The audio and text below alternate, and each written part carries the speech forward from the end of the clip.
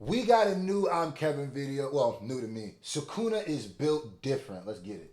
I've waited 15 episodes, 4 months Obviously, for I'm this not day. doing this in Not any gonna particular lie, order. Toji's peak felon behavior at the start of the season was a surprise, and it held me down for a little. But it's finally time for the big bro to make his way through. So this episode begins with Toji staring down Megumi, and this nigga Toji just squared up. Even Megumi knew that shit wasn't fair. So Megumi went from being ready to box to being ready to skedaddle. He was not taking that risk. Even when he was covered by a smoke screen of rabbits, Toji damn near took his head off. So Megumi ran into a building, but Toji's out here moving like Batman. Megumi threw the dukes up and was like, "Alright then, nigga, come on, let's box." But he didn't know that Toji goes out his way just to be disrespectful. He blocked all of that with one arm and backhanded that nigga. The rabbit saw that and was like, "Oh nah, I gotta slide for my mans." But Toji grabbed it by his ears, and his other rabbit must have just played Spider-Man 2 and proceeded to mollywop every What type of legendary ass karate rabbits do you got, nigga? rabbit. Megumi Don't come jump me with a group of karate rabbits. That ain't even fair, nigga. At least give me time to train some turtles or something, nigga, like, so we can have a fair one. He came for the sweep kick, but Toji said easy reads. Blocked both hits, grabbed the other hand, and almost gave that nigga a concussion. But this is the first time I ever seen a rabbit have hands, even though that it didn't do a single thing. The rabbits had enough of their set getting disrespected, and you don't gotta be a human to participate in JJK jumpings. But too bad for them, they weren't familiar with his game. He threw his weapon in the air, stomped on the ground, and he must be Barry Allen. Everything was in slow motion, and all he had to do was point. All them rabbits got put into a pack, and then he caught his weapon just to finish the clip. So Megan, That boy got rabbit stew, don't he? Got a bunch of lucky rabbit's foots, don't he? God damn, that's about to be the most lucky. he's back on a run, and I honestly feel bad now. Toji kicked him hard as shit into that truck. He bounced back into his two-piece, and Toji was trying to get a guaranteed kill with forcefully sending Truck Kun at bro. And that's when Toji looked at the ground and remembered he was a fan of Captain America. Not only was he chucking sewer caps at Megumi, this nigga picked up Truck Kun and threw that too. And mid-jump, Toji nearly hit him with a 200 to the head. And then we see these two right here talking, and the principal was like, "Didn't you quit smoking?" But she said it's only because she recalled something back in her school days. Yeah, that's because she's feeling the presence of the nigga who smoked on Gojo and Ghetto's pack in the same day. So Toji walked in the room, but all of a sudden the sprinklers went off, and look at his face.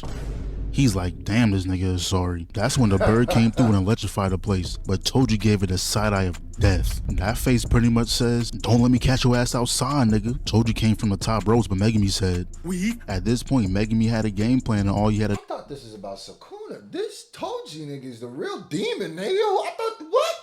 do was execute, but Toji said, "Speed blitz." Megumi is so lucky he the smart one in the group, or he would have been bodied. The rabbits under his foot turning the water, pretty much messing up his whole flow. Megumi then grabbed him, was about to send him back to the lobby, and Toji just looked at him with nothing but disappointment. He just staring at him like, "Damn, bro, I thought my seed would have had better hands." I don't know what you had to smoke to make your eyes that color. I know, I've seen red, you feel me? But black? I ain't never seen the white of a nigga eyes black. That's the first time in anything. In animation, in a movie, maybe you'll see like the whole joint just be blacked out, like a whole solid black. But I ain't never seen a gray white part of your eye and then a gray iris. That is terrifying. This thing looks dead.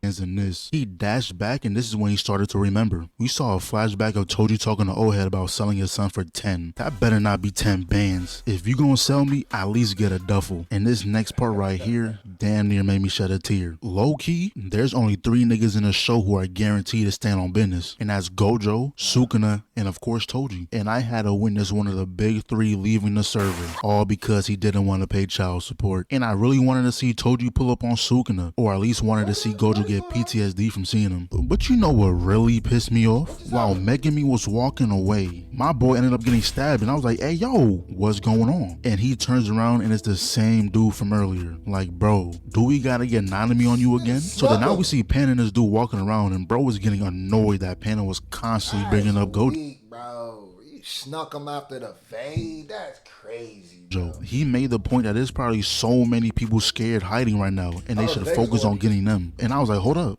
Bro was spitting. But right after we found out bro was just rap capping, it was all an excuse, cause he knew exactly where Gojo was, but he just didn't want to get bodied. And after hearing that, I was like, bro, it's facts! It's facts!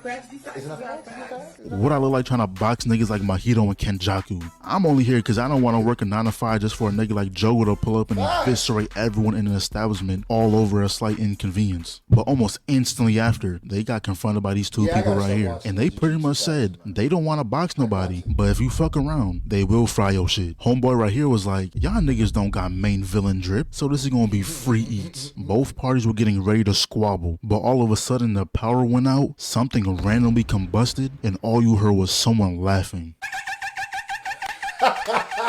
And now we finally gonna see the true dog. And those edits, bro, I swear, man, these edits, man, they really be carrying, nigga. I ain't gonna lie. Actually, they had this in movie style and everything. I knew they was cooking some heat for this fight. So off rip, they treating this like a DBC battle, boxing in the sky. Jogo tried to fireball Jutsu, but Sukuna said, miss me with that weak shit. Turned his arms to calamari, grabbed a random boulder from out his inventory and tossed it at his dome piece. Jogo was like, I bet, and turned his arm. Every time I've seen Sukuna fight, it's some legendary shit. Y'all gotta understand, this is my introduction to Jujutsu Kaisen, and I'm watching it abridged, right? Like, and don't get it twisted. One thing I used to think that is like, dang, I can't go back and watch these.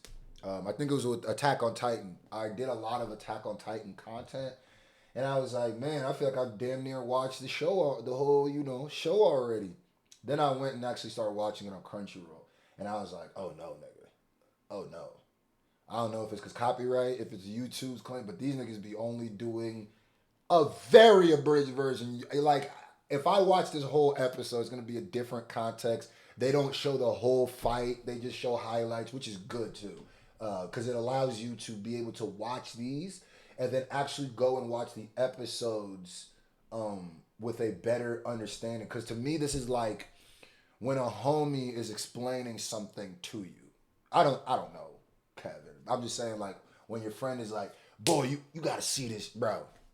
You got to see this movie, bro. And you're like, what, really? Bro, there's a scene where the nigga pulled the, and he got the, like that. That'll get me to watch something right away. To an LMG. That's when Sukuna walked into the building, and you know it's Lightberg when he still got his hands in his pocket. So Sukuna was running out, and Jogo thought he had a big brain moment when he tried to window camp. But all that just to get outplayed and turn into calamari again. That's when he turned his head and shot a special beam cannon. But Sukuna simply said no. Bro wasn't even in the frame anymore. He came back around and hit that nigga with a Broly command grab, and he purposely made sure he ping-ponged on every street sign in the area. Jogo got sent through every building possible and got up like, we're just getting started. Sukuna came through like, man, shut your dumb ass up. But now he was pissed. Bro was now kissing the ground and couldn't let that go unchecked. He flew back up with an ocean of lava, and bro was out here surfing on it too. The lava was coming towards Sukuna, but he simply stood there and told it, nah, I'm good. Tried to shoot him, but he didn't know he was Weeb Nation certified. Jogo is trying his hardest while Sukuna still got one hand in his pocket, and the other hand is only out because it got a little sweaty. And now Jogo is pulling out moves I didn't even know was conceivable. Made two giant hands and smashed building straight into Sukuna, but that boy cut straight through and said he's a real honor. Jujutsu Kaisen has to be the most creative fighting. That's what I gotta give it. Naruto has the best choreography, like the most fluid butter, where they maintain good animation at the same time of I've never seen. To this day, I've still never seen some of the fight sequences like I've seen in Naruto. God damn, those niggas deserve all the awards. But there is no more creative fighting than Jujutsu Kaisen. The writers of this and the people who choreograph these fights are the most creative niggas ever. Like, it keeps you, like, guessing. Because even with Dragon Ball Z, Dragon Ball Z fights kind of end up being like wrestling sometimes, where, like, if you watch wrestling enough, you know all the moves.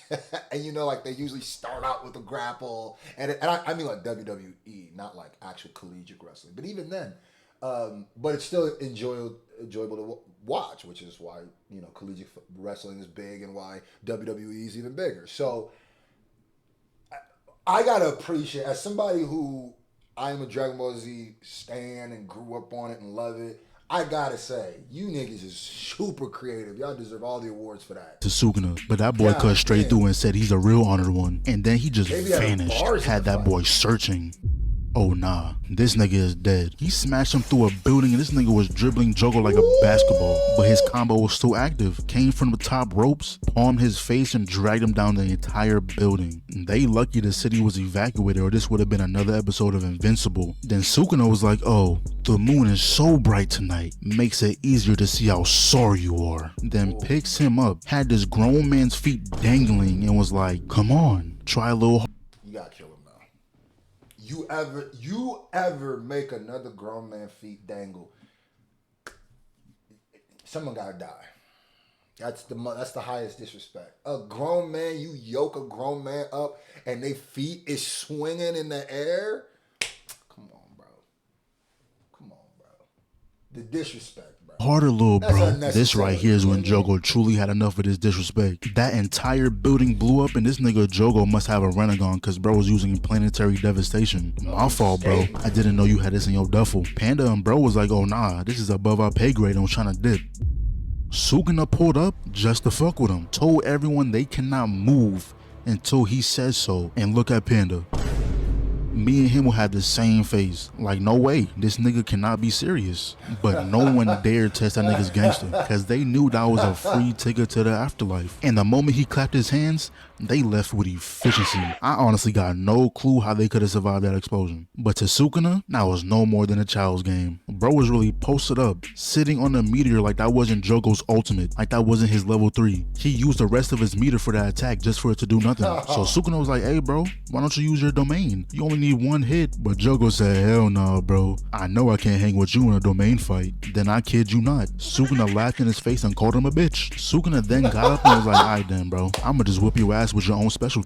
Sukuna's a gangster. See, they both up their blicks and we all know who's gonna get out here. But Jogo started thinking about his dead homies and pretty much was accepting the fact that he was gonna get cooked. But then this nigga Sukuna evaded his mind, and not gonna lie, I didn't expect it from him. I thought he was gonna invade and start talking crazy, but he just went in there and called him strong. Then Jogo started crying and he was like, hold on, what is this? Sukuna was like, I don't know bro, but it kinda looks bitch made. Then we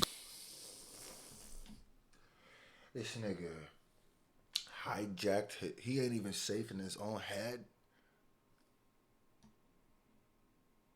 Sukuna might be the Demon King.